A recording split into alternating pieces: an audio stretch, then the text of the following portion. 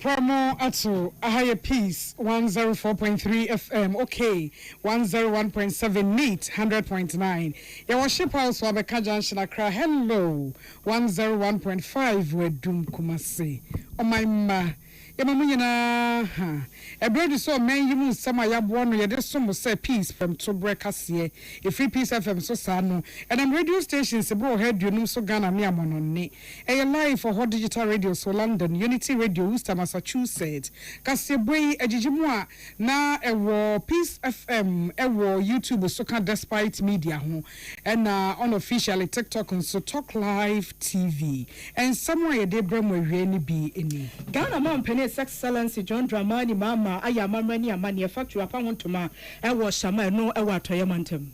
This new facility has a total investment of USD 250 million and will rank among the largest industrial investments in the history of Ghana.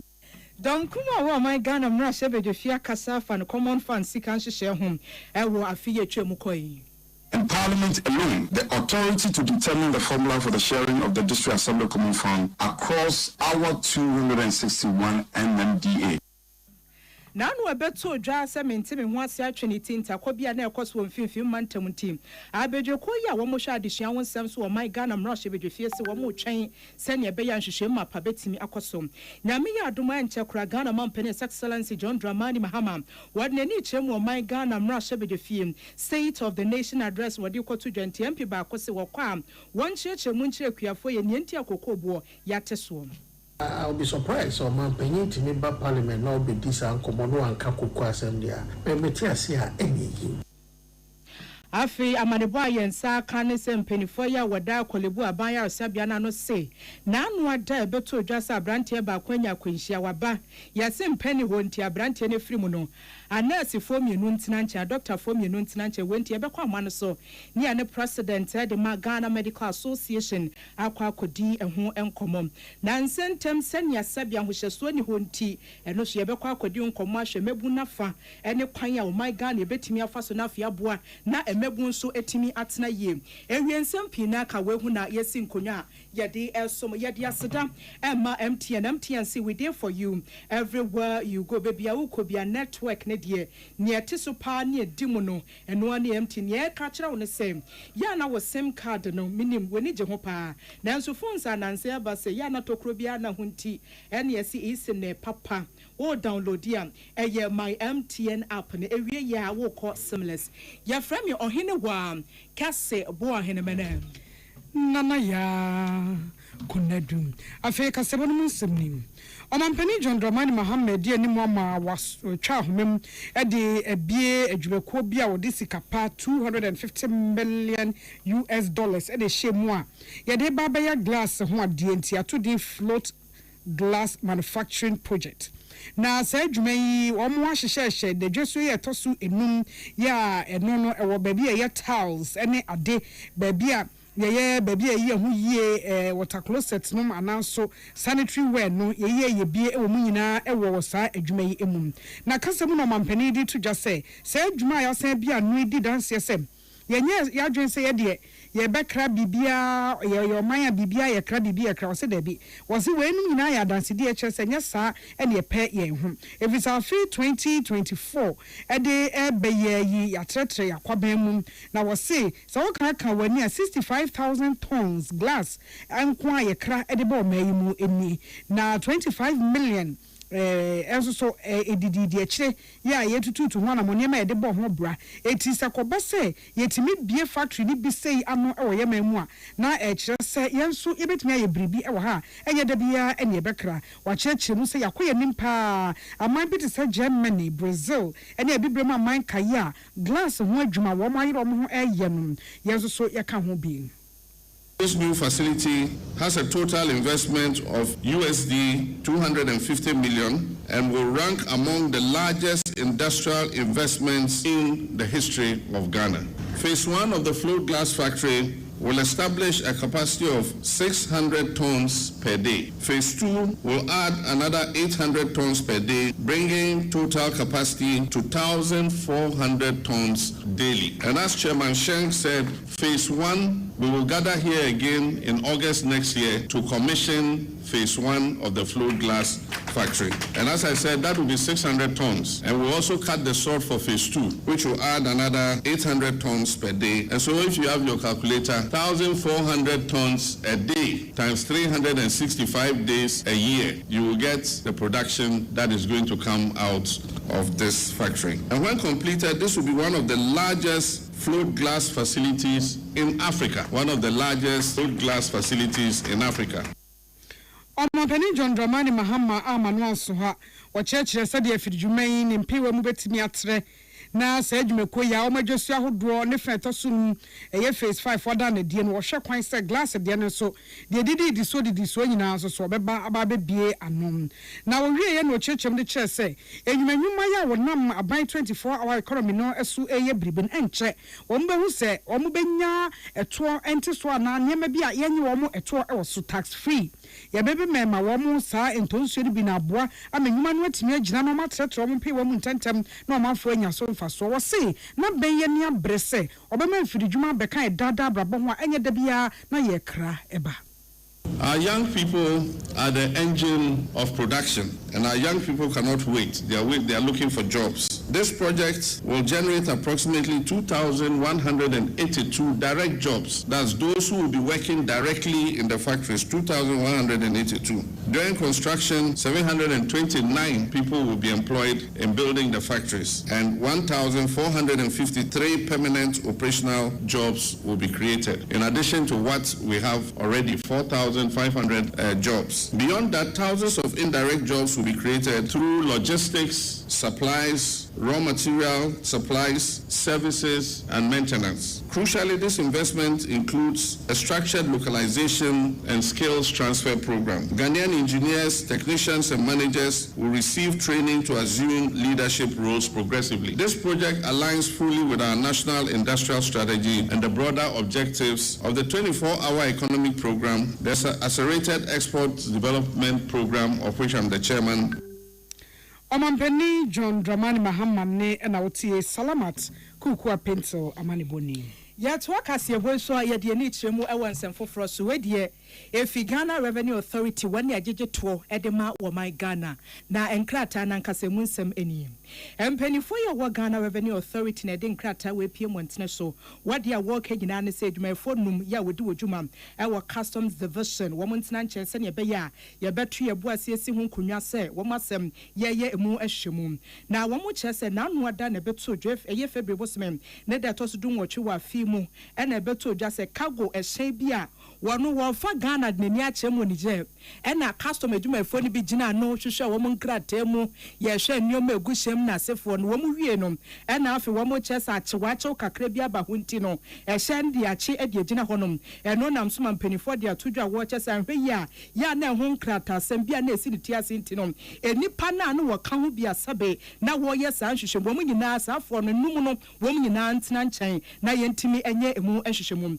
Ghana Revenue Authority mpanifo atwa so ya wo kyesa wodi kan wo mo ye hwehwemu na sa hwehwemu no wo mo ye na wo mo kyesa ebia na nkrata sem anko ye nti ɛna wo mpɛ sɛ abiri mu de hwehwemu na wo mo ye no ekosi ase pa na obi ehunu sɛ bia ɛhyɛn na ɛfa Ghana akopia mu Niger no bia na krata we mpanifo ntimi ani hyehyɛ no so adeɛ wo mo ntimi anya sika we wo mo ntie nti no ɛno saa ne de wo mo si gyina papa na wo mo esi afɛso wo mo kyerɛ sɛ bra wo mo toso ayɛ saa hwehwemu na kɔba ne sɛ bia edwumafo no mu bia na enye wo mo nkuto na emu mafoforo ka ho a saafo ne nyina beto nsa de afra mo sɛ wo mmra na hwehwemu mapa ntimi entoso nkɔ nenim na afie wie no wo mo si gyina yɛ pɛ wo mo hu sɛ asemesi anase kɔ bentem wana mo ntuo wo gyina yɛsie wo ya wo si nti no sɛbe ɛne Ghana Revenue Authority mpanifo de no wo mmra no bo ebranti no asotwe bia ho bia ɛbɛhwɛ ɛse ebetimi adi ama wo Ghana Revenue Authority mpanifo so we de ombɛsrem eni nipa wo ne mu de saa so na Ghana de hye nyina sɛ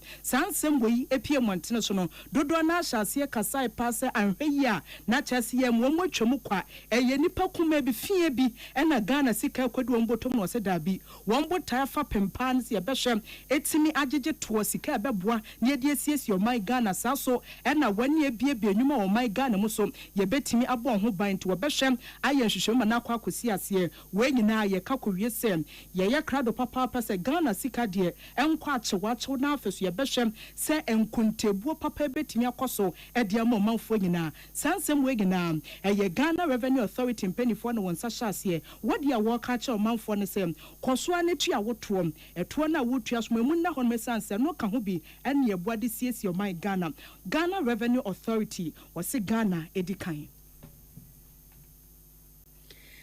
afei yanko mrashe bedwam edom kuma no de wotene won jese wontene mechre minority chief whip woyen sawma do agiri mrashe bedwani onmunyamfo Frank anodompre ene ekasei wɔsen hyehyɛ 2025 District Assembly Common Fund aban agina so de ɛkyɛ no ɛnyɛ ne papa mu a na sɛdeɛ mrashe bedwan hyehyɛ sitie ne sɛdeɛ emramu no yɛde District Assembly Common Fund mpapa mu ɛyɛ adwuma na yɛtu esi ha ɛyɛ Article 252 yɛ wa afia pema hankron adwokron mienu 1992 Constitution mu no ɛno na yɛ emra yɛ yɛahyehyɛ ne agya tum ɛwɔ sɛ edi dwuma ɛfa District Assembly Common Fund no Ghana mensini kropon ahanu aduosia baako no nyina mu nanso ensisa bi ɛba na sansisa no a empanifo ɛyɛ sese sɛdeɛ wɔn asie tututu bu no eni mrashe bedwan hyehyɛ ne de yɛagye atom ne kwan a yɛfa so kyekya District Assembly Common Fund munti empanifo anya hwɛ yie na ɔmotɔkɔ ne seya ɛwonsunsanso Article 252 of our cherished 1992 Constitution is clear and unambiguous. It vests in Parliament alone the authority to determine the formula for the sharing of the District Assembly Common Fund across our 261 MMDAs. That authority is neither symbolic nor advisory. It is binding. In accordance with this mandate, Parliament approved the 2025 DACO formula allocating some 7.51 million Ghana cedis for the fiscal year and distributing it based on scientifically grounded equity drive model. Ladies and gentlemen of the media. Nonetheless, the 2025 ministerial guidelines introduce in effect a power allocation regime, one that imposes new mandatory percentages, new national priorities that do not exist in the parliamentary formula. In doing so, the executive have stepped beyond guidance into redesign, and that by every standard of constitutional law is authorized. Wamanuas wabachese emremu no wamufum kwan bebre ehyehyɛ no wamopɛsɛ de yɛ adwuma no wamde yɛ adwuma sese no sɛdeɛ emra no esitie no wamufum kwan bebre na afei wamoma nneɛma nso nsisi so ebi mo hɔ no mu a ɛkoakoa ni bi nso so enyina baabi a wɔsɛ egyina de ɛkyeakyea no ɛdɔɔso enti mpanimfoɔ nhwɛ ɛna ɔman mmra no wɔn anto ɛwɔ kwan a ɛfa so na yɛtɛsɛ saa sika yi mu ɛkyekyɛ ɛma ekokoduru baabi a ɛwɔ sɛ edu. At the center of our concern are the 2025 guidelines for the utilization of District Assembly's Common Fund, issued by the Ministry of Local Government and approved of by Cabinet. Upon careful review, these guidelines contain fundamental inconsistencies, clear legal breaches, and deep contradictions with the 2025 District Assembly Common Fund formula duly approved by Parliament. Let us be unequivocal. This is not a technical quarrel. This is certainly not an administrative oversight. And this is not a routine policy disagreement. For us as a minority caucus and many discerning Ghanaians, this is certainly a constitutional issue. This is a governance issue, and by extension, this is a democratic accountability issue. Onmanyafo Frank anodomprene ene etiye asemi woni nsentwerefo hia ye ene okyerɛkyerɛ mu ede to dwa sabaya ebetase no ye yensentwerefo Pius Bedu Banson ena eboano ede baye And yet, ye can say, Kolebu Abaya Sabian Pennyphone, a din crater, way PM Montinus was say. A nurse for me, Nuntinancha, a doctor for me, Nusuntinancha, Ninada, and yet none than someone as and command ye dear Brantia Bakua, when you're Frisiano Eduno and Cron, Charles Emisan, your friend, way engineer. A Brantian, a Shambi Borno, and will come and Chroma Circle, Shani Vieno, and will join him. Yadine to ambulance Muso, I are Sabia Kukudam, Akasia me and someone Krahase, Sank Womansha Brantiano, baby obedu bia da bim penny ha. Wodu ha yesim penny ha. Enti womu timi hwe ya hwe han. Ema bremu ya ye kase dia Brantiano, wonka Ghana for ye ho. Sebio, sisi ya ye kase dia kwa meche, ena nene tu nsa edidiem. Na anu February bosimini de toso di onum yensa wa fimu, ena Kolebu Abaya Sabia penny for se no krem. Womu adwuma efo be se enai de womu nyina ntena nkyɛn na nhwehwɛ ma pantimi nkɔso sansɛm se yɛte o mai mu pa no obi yade na saa nipa no kura yɛ ka no asɛm sei nyɛ sɛ bi ɔno ankasa ne nante pampan sɛ wɔde n'ani kyerɛm wa yɛsabia na mmom asɛm bi na esi kwesi broni sɛ emergency ade ano wɔde pa na ato no wɔba so nya myself hyɛ ne bi private deɛ bi anase bi atrɔtrɔ na no wɔde mu taxi na mmom ambulance pa na no wɔde mu a edwumayɛfo nyina wɔ bi ani abrɛ ne ho a wɔ bi ani afɛkye ne ho sɛ wɔadie abrante no monhwa ne mayɛ Reja Sabia se wonimpa Kolebu Abaya Sabia se wonimpa police hospital se wonimpa enti abrante engineer mojamono ye kase wefrimu na wenti no manfo kye se empeni honom no bad syndrome Ghana ha dwene papa ye kwakodi eho enkomom president Emma Ghana Medical Association Professor NS York ensemi ba eminim se watibi pa ye rakwa ba me do so me chair with you for you obia jo so apombo kwa de well because we never go say some way to see ma you know things are not the same and we are hoping that we never can have been able na yet me aso and any you ko yini no bad syndrome e sha se enye nnewu ana kwaye ya yebeka se kokohwe apafo nti e na monhye damfa ne hiasem yi enye the star of the and say udika no bad syndrome enye nnewu I check decade frank I made a medical school I mean medical school almost 25 years you really can't want them I have to say on authority say this time it's even better but I think as a country you know we have lacked and it's just been, you know, rhetoric. A banning can want them to say, after 1 or 2 weeks, no, we are area free, and can want them you. And then the situation will come again. I remember 2018, GMA should be doing on a similar thing because somebody went to different hospitals and died eventually. You know, and then we came back. The minister set up a committee, there was a report, and indeed, we called back to Israel 2011. Abayanka said to example, if he says that no benefit on emergency care, we should, have a policy which was laid out clearly. But again, as we do in this country, implementation is a problem. And then we do that. But I think that maybe get from one, and if we are determined as a nation, we can solve the problems there. If we, and yes, sir, we will do hospital done and Dr. Nani will catch us a penny won't find a problem. And started from where the problem occurred. I mean, entirely, and I said, sorry, BBC, unfortunately, nothing was here to back on the ambulance, and you relative, and I say patient also for Kolebu. Ideally, in the right places, no hospital, no, if the right processes are put in place, almost and on the next facility to make sure, say, empower and say, penny, where else do you go? What can we do? You better my reactions, but all of this must be had under a command center, Opa Bruchera, or command center. Common hospital, they are better available. Kolebu, best system or stroke system or Ukorija. It's a simple idea, Ukodu hospital, then they would then create all these facilities and decide where you should go. And so that command center is what really needs to coordinate all of these activities in emergency care. But beyond that, hospitals they bring now to infrastructure to deal with emergency services. Or the monitor, oxygen, personnel local monograph, they are not well versed in emergency control. Even ambulance, EMT, that's emergency medicine technician on work at Omokofawa, no one say with them more. Yes, a line, my if you want to say a power near for down. Why can't we train these medical technicians? Say ambulance them power, emergency, we are somewhere over Cabo, a fellow the Mawa, and soon you see so we are dropping a the Mao. In the interim, then she solves the problem and find out what to do, what to do, so that we prevent needless death.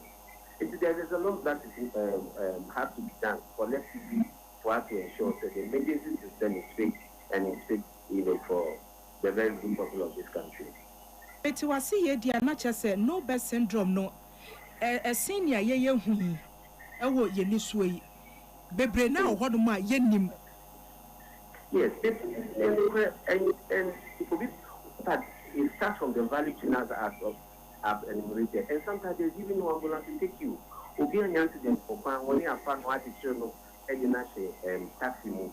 Ideally, I was saying emergency care team, but no every package patient in such a way that you not further in there. Now, me, if I say, activation cells, not a tool, not a year when you're spine injury. You're crying password to stabilize the spine, one sign is what to ambulance. But these things are not well known. So there's a lot to be done in terms of training, infrastructure provision, and the linkages. And I would just say that we need a command center. I don't know care of what name you give it, to coordinate the activities of the emergency center. Look, those days, no, Anna, and mere young data. I thought say for the emergency, people, Kessia, Ebeboa, so there are no blessings on the conform. But that's we see. From what is going on, we are in the Kessia transport in Kwebema because the peripheries are not working. Because we are because they also know what equipped. So there has to be a renewed effort. Now I'm happy the minister what in Yasuku almost shares that problem. And I hope that very soon they will come out with winning policies for us to see a new direction. Then say we want to take the bull by the horn and then make sure that we do what is right for now, for the benefit of Ghanaians and for the future generations as well. Prof, okay, I say, Minister, you name say what you have been doing, or Koyamushu. Send your bread, can BBC you. Yeah, near the Crate, Piedmont, so you are near Sanso Bessie, Tibia, that animal. Bibi Uncle Sue. Committee meeting the Umbelco, a young the guidelines about or mine ye so. Why I said, Yana was what I say, Sir guidelines na de bano, yet the Bayajuma. Oh, it's a medical Akan, a committee I want to say benefit. That's not for the Wayeno. And any Quantuano, anything you will be out for community investigation reports in the back. But beyond that, Senior will see what are the next steps? And you see, young Kofu, not the name piece of one let's not use this opportunity as a scapegoat. And the Ghana Medical Association will not sit back and let anybody be used as a scapegoat. Yes, if they are undergoing this crime proceedings, let them undergo, but it might be fair and equitable, so that when the conclusions are out, that we all know that is the right thing. But let me reiterate that as a nation, as a ministry, let's all do the GNA stands ready to partner anybody and in the ministry to come out with modalities for the setting up of this emergency command center, which will track and coordinate all the emergency service activities in this country. That will go a long way in solving majorly the problem. But while we are doing that, infrastructure deficits must be improved. And personnel training here must also be improved. And the attitude of health workers, make Jina to 3 years old, must say, the colleague workforce say, it can be you, can be moved. Into many years, and I say many years, me and pray on Bocas and Penny, and I say, if you know what it to me, I am. No, young family say, I am near and can sit there now, baby. It is near you would me. In once we agree, say, problems go on. Young for the attitude, young fat, who set any of the past and share patients and they from my mind in emergency care. Therefore, don't fight so that all of us, as potential patients, survive some of these unwanted occurrences. When I made a cacra, Sans and so be be TikTok. No mujina TikTok, no sunipa no yare kra wo bakrano, woman shen and once a munka. Nana waka be before scapegoat no, Kolebua Baya Sabia, doctors too, nurses too. adai omo afom anase yes wo montina nche na enhwehwemu nkoso adisi je ntumi ka se omo afom ana omo fofo ye we say asendo ba ye no preliminary investigations HSA omo na no omo ho nurses ni doctors e was so mu yibi ana so mu anye bibi na we ko ba ye say ye no kra ni ho usu ni ho nti enya sokro no mate no pese ni kwa so ado no interdiction is not a pronouncement of guilt HSA we did in anchen na ye hwehwe asem ye na asem ho so ho a uni how e so ye twa so a ye betwa so ba ye di ni no ejina ho say ye di mu eju ma chikiti say yes it go to be ye kata asem abenti ene ye pray ye ho atwa so the be ya asem ba for that there be is let's fairness and probity remain in this process and let's make sure that the findings are fair and then whatever happens should also be fair. Eja okwan na nura na asema speaker wo kan say yenye emra na emergency cases na entime mbo echi branche no ye de no di kan to honom but yemfa ne sa akwanhie si na ya yegina ho ye pese ye boa na nipa ne ye de ne kopie mu ayasabia edien ene anamotu a wose ye twem ambulance ne bedu anase ye den potepa na wose ye ene yedu honom so ania wakanyi na wo kefu ade amaye edien ne gina ye si anamotu be na wose doctor for on duty ene a nurse for ne ye eboa sa nipa na wo ya de otim se wedie ye gya no mu awo say Ghana the committees the laws the act. I think this one we don't really need anything. Then what the ministry has to do is to form or constitute and do this emergency command center that will coordinate the emergency service. Now, how many ambulance these are so very closely to make sure that some of these occurrences does not happen. So that assembly see what Kaswa is so back 37 now. Kaswa emergency driver no and I say ambulance driver on drive who be driven and I can't penny. Le musa send hospital to the medical first center no center level 37 na be power and I say condition I would be if 37 to me son of them will call it elevate me and son in the empango that will help the coordination a lot but yeah practitioners also on be doing will be team yesterday mo they say problems so hard but you nyambo stress so kakra na yentu e bo hwa sem ebia wonim pampa ebiso a wo mpa nimum akade e won se wo de hwe yarefo no ni bi ni nyina bi tini esi nti eba ne sa de wo se patient no o che kwan na so ko be fufura yenya bo che na se first aid bi ni bi tini ayama no yenye ma no e wo se na di ni sentima no ana se muja kra ni bi si so abra wo ambulance o ko be fufura e be boa complete be ka se empeni go yentimi nya fi di faniko wan hwa na yan konti asempa enti ho kakra no meka na yempa odone tima empa hwe amanfo ina na mu message to you say as a nation no me enten koda na yempa we yen stand na ho say maybe CBU dem o dey also nyina nkran civil society Ghana Medical Association nurses school abine philanthropists even the media has a role to play in this so that we don't come back to this again in the next couple of years. Prof we ya da se ye de ye gitum se wasem ya wo kenka abedwoko no betie na nka wo matimi esi hu gina ye de amaye ye da se ye mpese bi besi biom ya bre engineer 29 years mojamu no say ya tenete enti president of the Ghana Medical Association president no Professor Ernest York ni yakwaso ya ho nkomo ni yakwakodi na asemi ya ababa ya afishaboa enye bredi nkanni yade kasebo ba yedi nkomo ya woni agina kire nyina omomo etie bie oh wey hwete sam de yatie a yesu oye engineer ntikura na ewe na agiminu akakra na yeke bie na nka ye okada rider bia oda onam kotia hono as yenti so dogo bi nu abe enti omanfo guso ya omo kire omadwen ewo ho a na asem ne kopie mra hye bedwam nom na nya asem foforo ehon komo ne ato aso adi abesi sabre officer no from Ashebedwani Dr. Fred Chey Asamwa and was one of the ordinance sabeto ne sayem na wapa ban chew se osra ban de ama pom de adwuma yefo ne bi anya tokro awramu na de che bia yeti no bed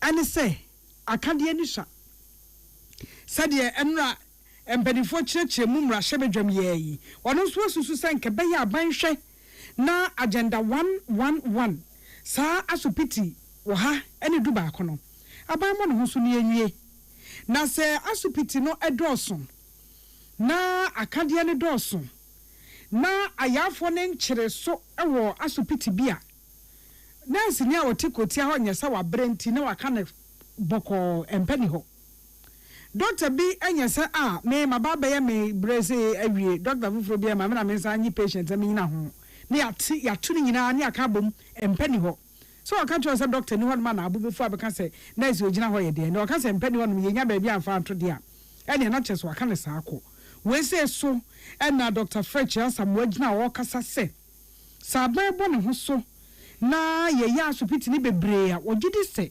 ɛbɛte brɛ ne bi so na aboa ama yɛtimi akeka nneɛma asie ne yie na afei ambulance service nso yɛma wɔn nkyi dɔm kakranka deɛ ɛwɔ hɔ ho Media gu baby na mebɛyɛ bibi foforo ɛyɛ ambulance na aban de baaya ambulance na aban de baaya no ɛsɛ nka wɔn so ɛyɛ baaya no aban yato aban ma ɛfi afi mu ani ɛne mosome kakra nka ɛsɛ wɔn so ambu na aban nya pɛpɛ timi anya wɔde akɔtɔ ambulance ahodoɔ ɛsɛ yi ɛsɛ nka wɔn so baaya no ɛkwan bɛn so na mɛfa so a mɛhwɛ na deɛ ɛte ho twoma no mɛsiesie ne ɛnhwɛ sɛ because ɛyɛ MPP na de baaya nti no mentoa so deɛ meka ne sɛ obi nim da ɛmpafe bɛkyew nim da ubenya kwanhia enti menka se me na MPP na ye enti no me bae no me be ye me de dabi de MPP bae na se yesum kena na ye de yenso ye toa so evisi amamwo no ye ntoa so ye yasa no a ebema wono nso a oye ayaresabie adwuma no enso behu se me nhwe kwaku anim se ono no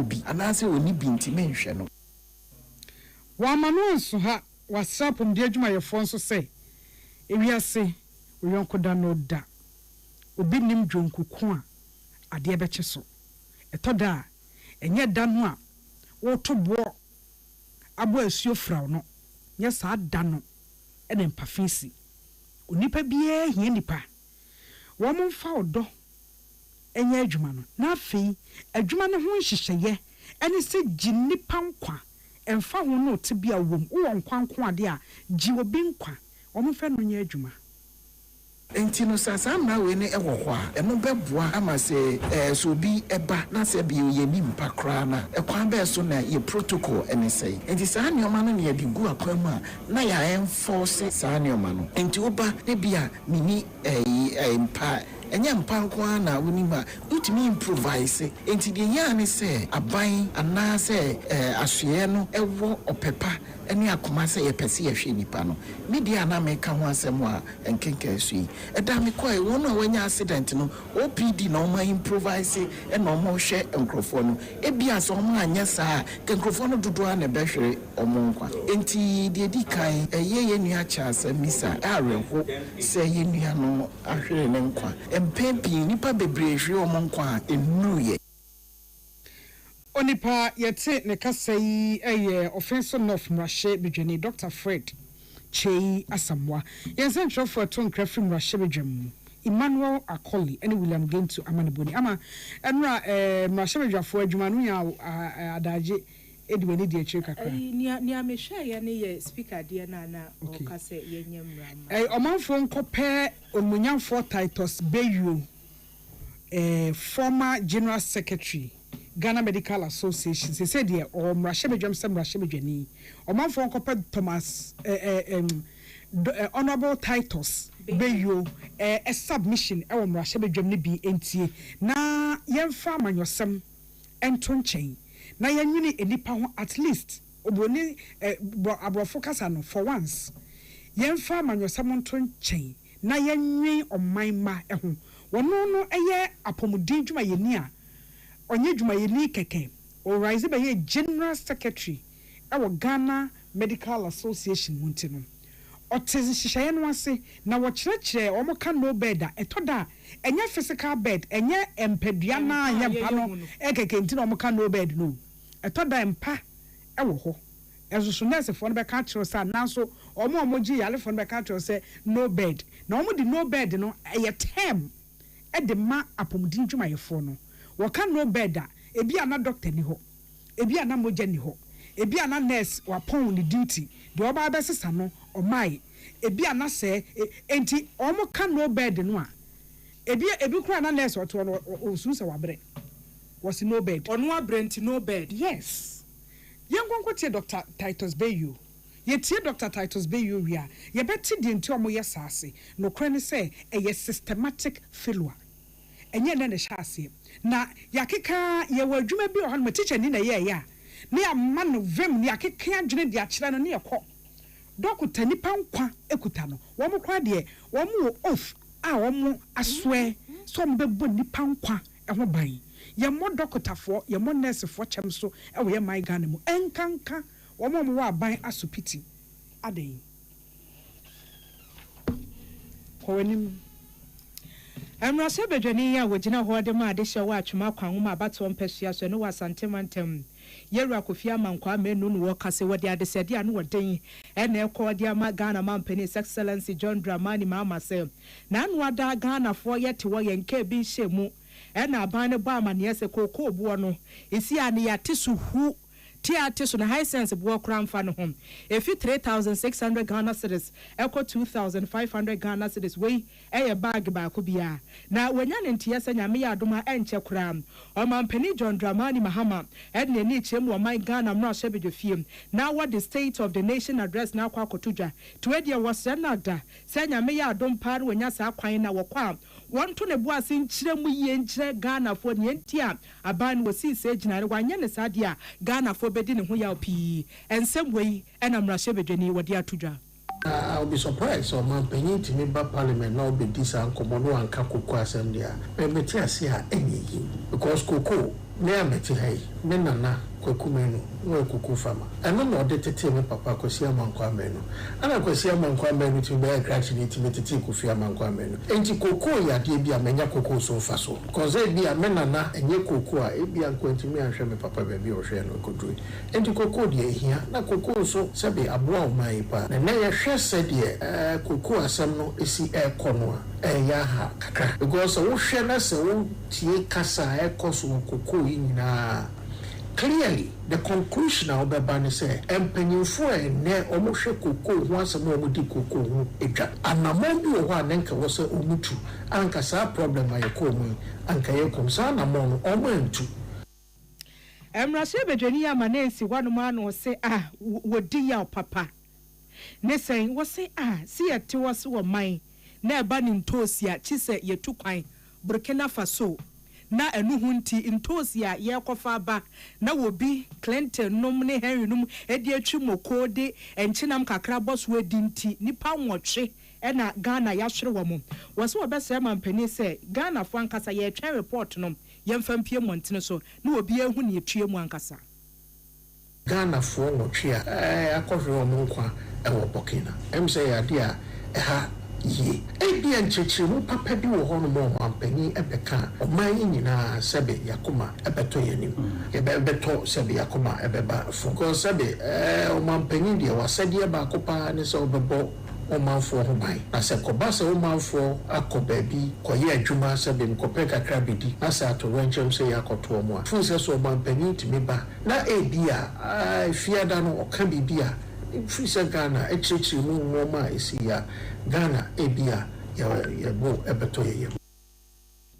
wa manensi hono na wasisisi ano sidi no wode toto dollar no ho se ya Ghana sidi ho aye fe ho aye fa ma kire se ye hwe na hwe enya ne ntuo papa gina so nanso Mampani nche mu nche Ghana fo adenti ne yekodwomu a nyoma buo ayire so obi ata so dendende ye ntimi ntuaka wose ano so wonkyire mu nkyire ye say dollar apart from the dollar has been stabilized but in the stabilization of the dollar no and said the cedi and can was say itiminya an impact bearing on the final consumer but sa link no ye woni because and say kodwomu a bo frɛ kra boy de bo frɛ popo kra boy de and no ma and can was say dollar no stabilize no itiminya effect on so na final consumer itimi enya so fa so and then the bo ni na ebo ayedin International dollar na ye use millions of dollars to show up sa cedi no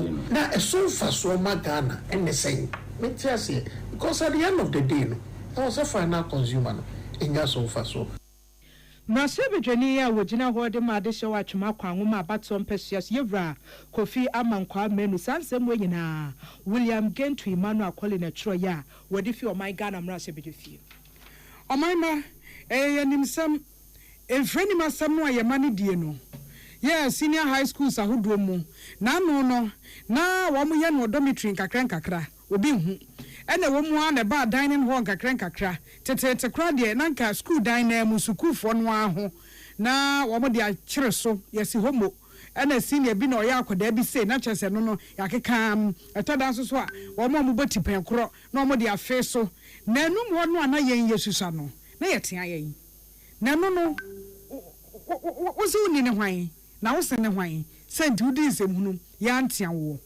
oh ye betia wo na yetia wo so etimi tia wo school ni nyina nim ema ye de twetwe kakra kra basa no ani ada ho etoda ye twa ba na ye de dufu se agimisam ebata akoda akoma ho a ntia so aba ene wai efra akoma ne ho ye ba ye nimu asabe ye nim de ekọ nanim na yeti enema asi yie mposi nyankopon na ye hihye mbra atwe mbra ne bi ewo ho enkanka twere die mu tweresem de kura no enye nipa mra entie yi no to nche kokofa ye de ba ya ye ntia ba ene sha ase gentre ha teacher gina ho akoda di mfre ni masem oya mra nto ade teacher be hwe nanim di na okọ teacher na de na yesa wose me nkwati obi ba na kina nkwala yakogina koti akobome ana yakoka ni aka na semfoforo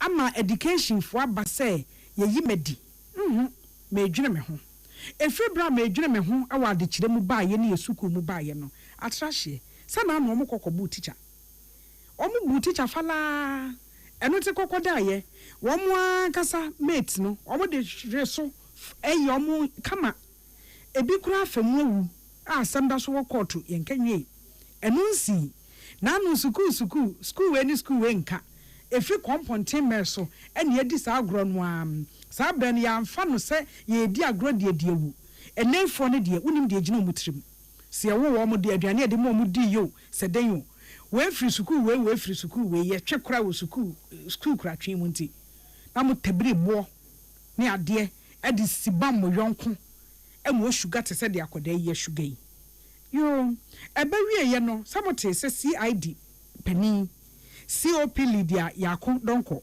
woko suku ho ko maase ye mfa nko mu di mfre ni masam ne mara ena eno ema akomatoye mu kakra baye ehwe ye sa bedi asem we se hu nkomo bigidi se ye di nkomo we se na awie no ema me ye se ye di nkomo no awie ebi nsi nti ye nka ho asem ne ye de ahyehye ho no moa ye nhye dan si ne koso en tesemu empeni na duagu bre afebo ebia na we be ye de etwato ana eba abete sa hawo ne so Peace Kasebo ye ni executive director Emma Alliance for Christian Advocacy Africa oye nimdefo ayosofo Reverend Dr.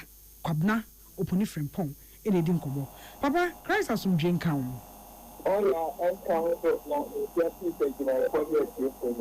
papa ya da se ejoso papa baby ya ba bedru ni asem nye de di nkan a ye kani ye mpa bo no se ye beka bioni ye koye nim na nye se ye san gina ya namu ye yi sa wo hwe de akoso emre kakra ba besni kroni eniammo hosam ye nkwada yi edie ne se de se ensi tratra ye ko inter schools keke ni akopra obi wo so se ye fa ne hene se baby a ye duru ya ene be yi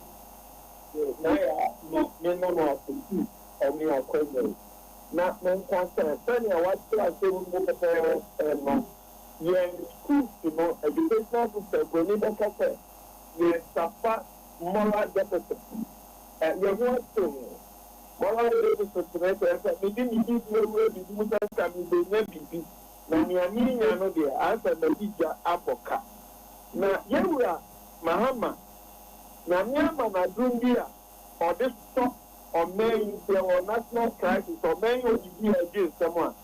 But I be down by no economy, no, if I mean, at the time, if I call safety, economic forum na me ado me code na nye oba ire wa san be economic dialogue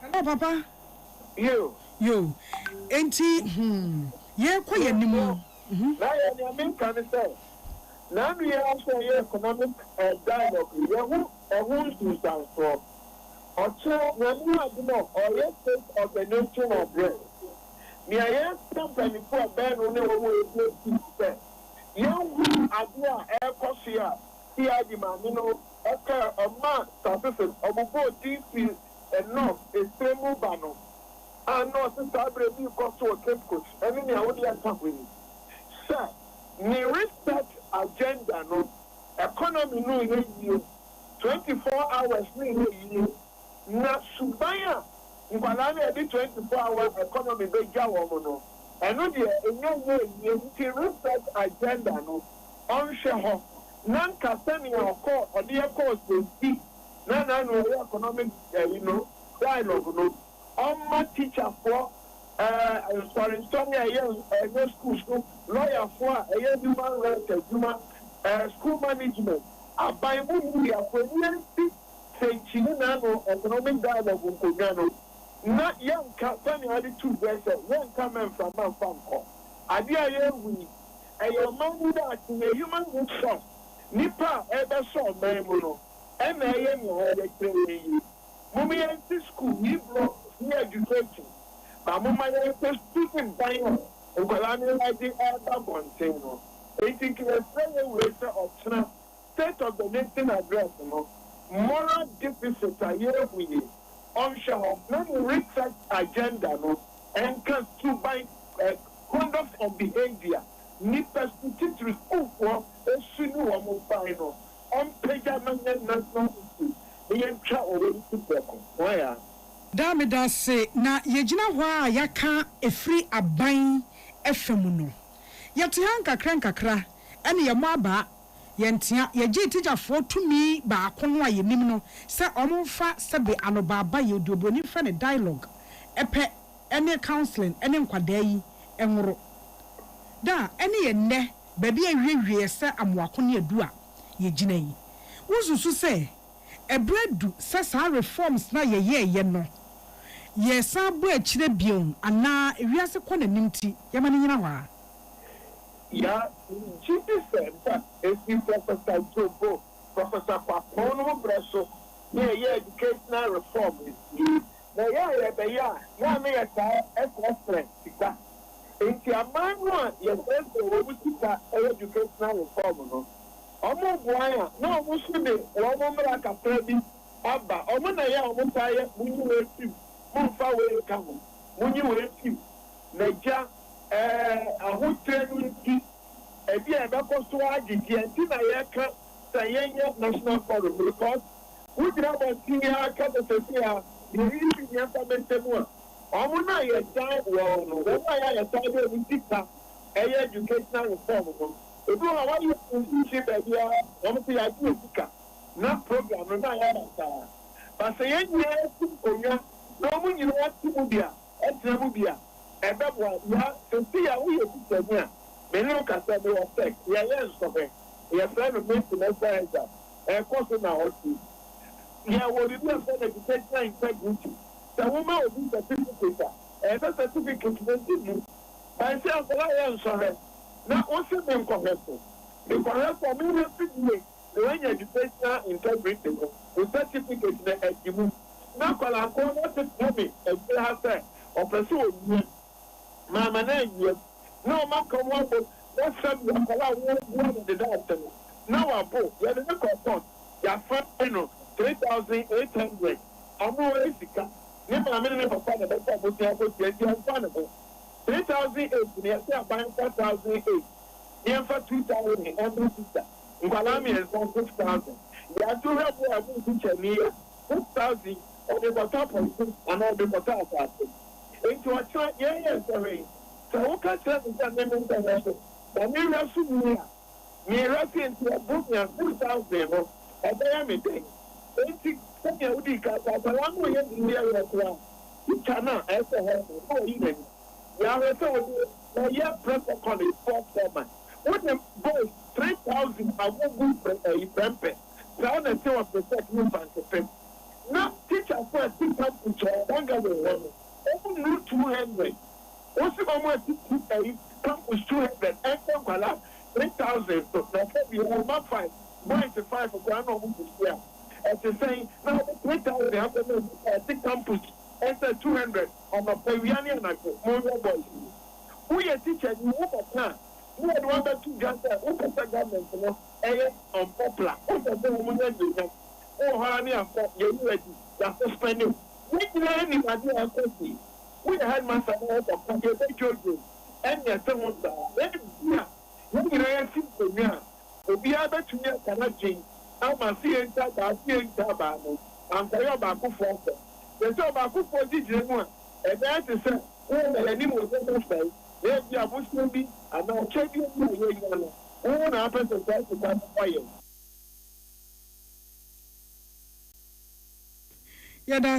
Yadase pa minim se nkomo yi yebeto aso mfikyire ho na sede osika no no ya sense ne kusu yie biom ne apeni ne duagu bre kwata yadase abusua Reverend Dr. Kwabena Oponifrempong was Executive Director Alliance for Christian Advocacy Africa ono ene ne di nkomo yi enkomo ne fa ye ko Child Rights International. Where's the crowd? Dear by your crowd, dear sir, age in a age in 18 womunti. A young adult, or better young adult international. So I can want Child Rights International Executive Director. Hey, over bright. Appear. Onia.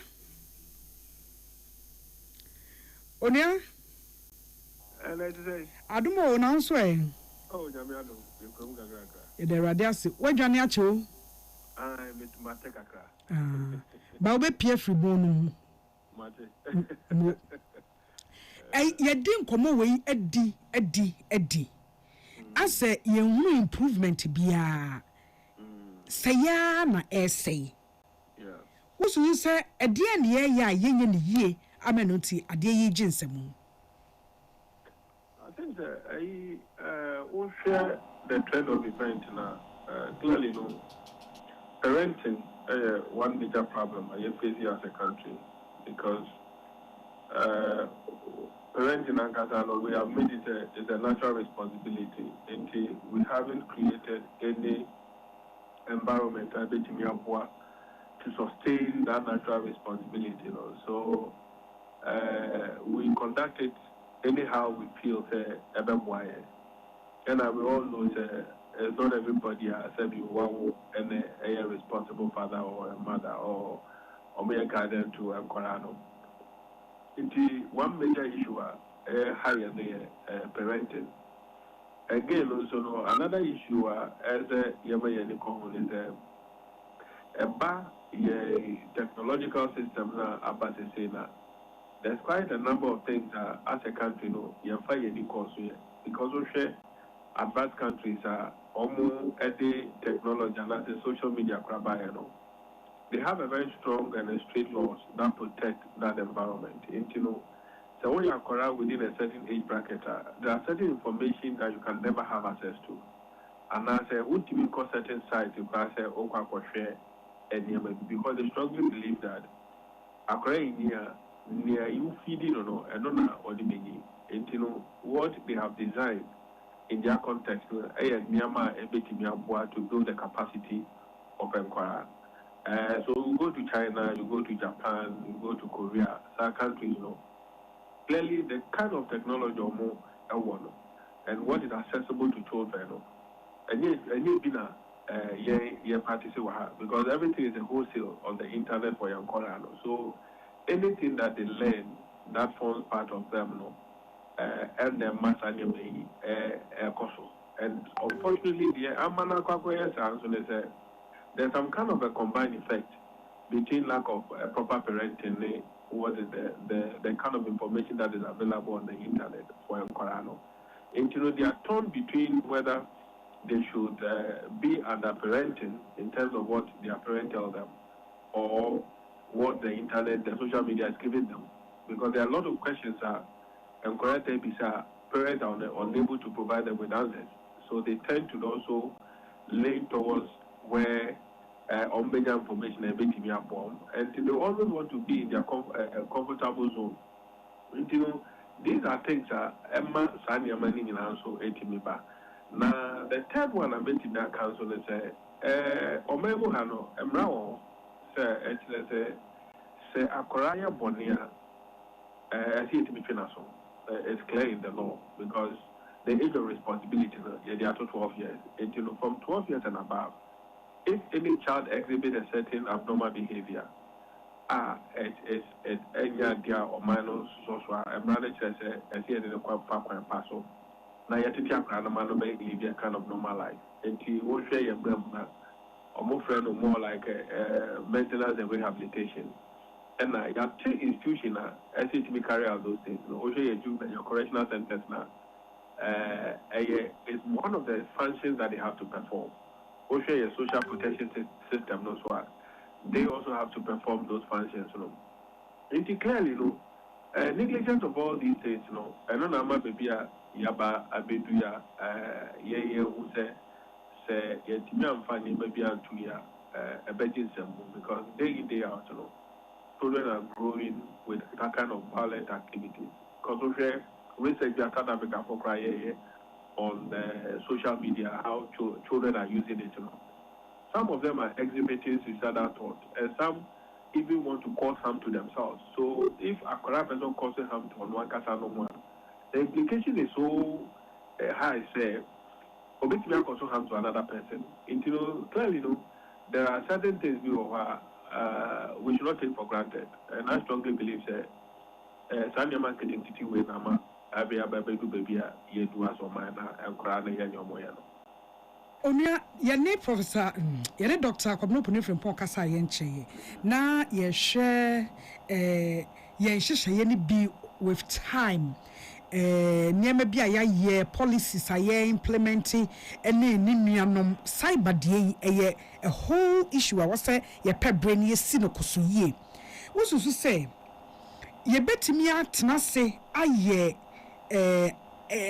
edinkita ho na se adwendwen Bribi ho si gina ya ene yen culture any the day and age ayi woman no ese without international or donor support and influence said the beya yen cultural identity yen heritage ye betimi protecting na moral fiber of society no ye be reshape yana. Oh yes, because we share the UN Convention on the Right of the Child and African Charter no cry. It's the position on sustaining cultural activities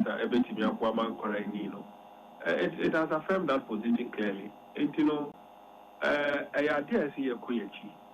Na niemu ne say we share the way we don't follow certain traditional concepts via abwakophobia mana bedu bedu.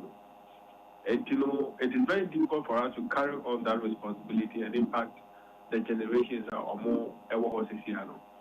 And for me, and I say, or maybe you have developed your whole constitution on the principle of welfare. No, they be so say the practice now, ODS with this obey. Why you have Manakusi baby so that if there is any revision that you have to do in the form of formulating new policies are being to ama when you to at the end of the day when you have so we a Jintiana and as a Yaha and Corano. Because over countries like UK, Italy. Italy has one of the strongest family unit systems. The state has given some kind of validity to that system, to the extent that it's a inclusive family system. They don't play with it at all. And they didn't do it because they've left it for the parents themselves to do it. But they formulated policies to make sure, say, once you are a family, the responsibility that you have to live up to. And so, there's a regime that will also take of any punishment that you deserve as a family. But, for example, going UK, they have never thrown away their culture. US, They have never thrown away their culture.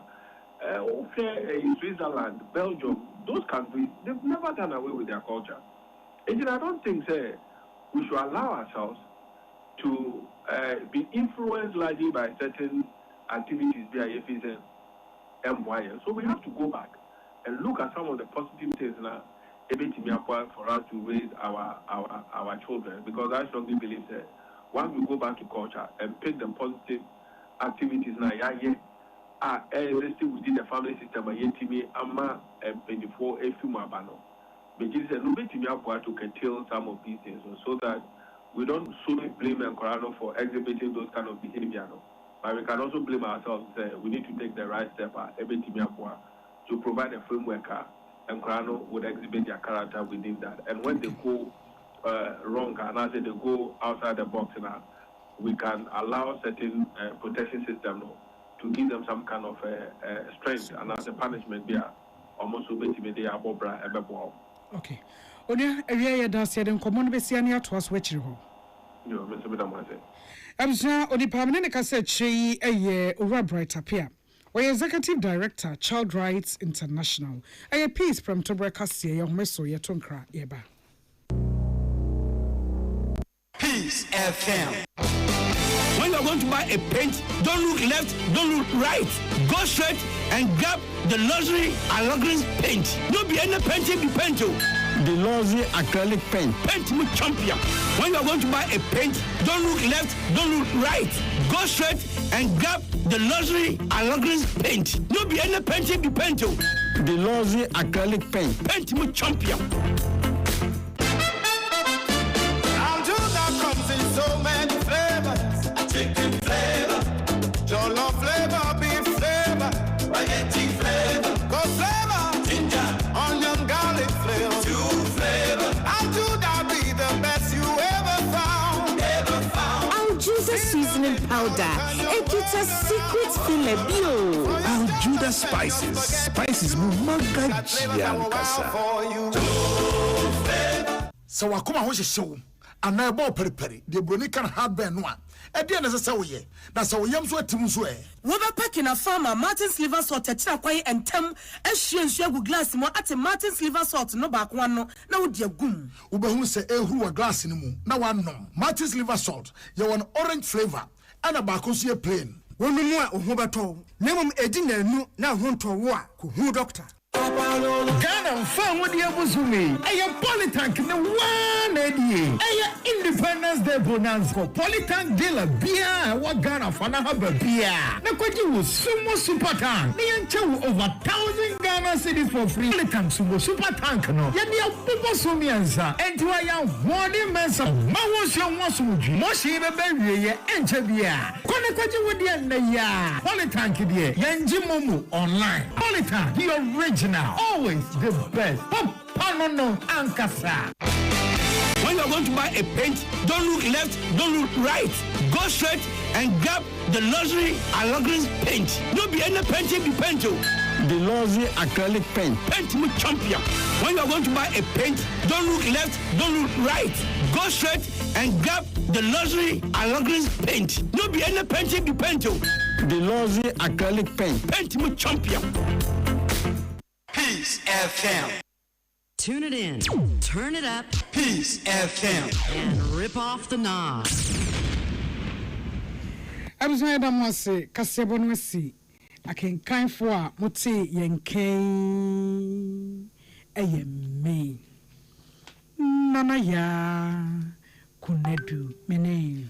On Hiniwa Cassie Boahin, Yadia Sadama MTN ama brabo. Aya for the amaye. Enya fena gagame pacho maminho. Asumdia ne botu ana. Yina mi femia phone no isiano. Sani ye nyina mi tibi krache etwem. Isiani aba ne se phone sa aba no. Ye ni tokrobia won chen tinia wo ye nim. Okwa app store no so ana wa download it. My MTN app ya trato ho. Ne ye nya den kura. Ne hia ne se wo data na se wifi kakra. Nti so mu ana wabo my MTN app no. Nti wi ana do nsa wo de mia so a enu a be download na afem akyerɛ wo nhyehyɛe na abɛto obu ase etimi edi so no sɛnea mede ka de tu w'anim ɛnyɛ den ɛɛfo dodo wo sɛ number pɛ sɛ o use no mbɛbisa wo yɛbɛbisa wo din yɛwie a yɛama wo code bi ne wabɔ ahyɛm ɛna phones ne bi wɔ so kora na sɛnea esi tie titiriw ɛne iPhones no nea aba nansɛ nyinaa no yɛ anan sɛ ɛyɛ dual enti wobɛtumi use eSIM asan so de physical SIM ɛde ahyɛm eSIM ne deɛ nia kas physical SIM ɛhyɛ mu a wobɛtumi ayɛ bia ne saa na eSIM no so esi tie nti nya afei na na esi asɛm mu nim metumi afrɛ metumi asɛne text messages mpatwan wobɛtumi ayɛ ɛne wie ya ne yɛ ka kyerɛw sɛ wo fie wo office wo adwuma mu a you go seamless today yɛada mu nyinaa se awie ama mo ane team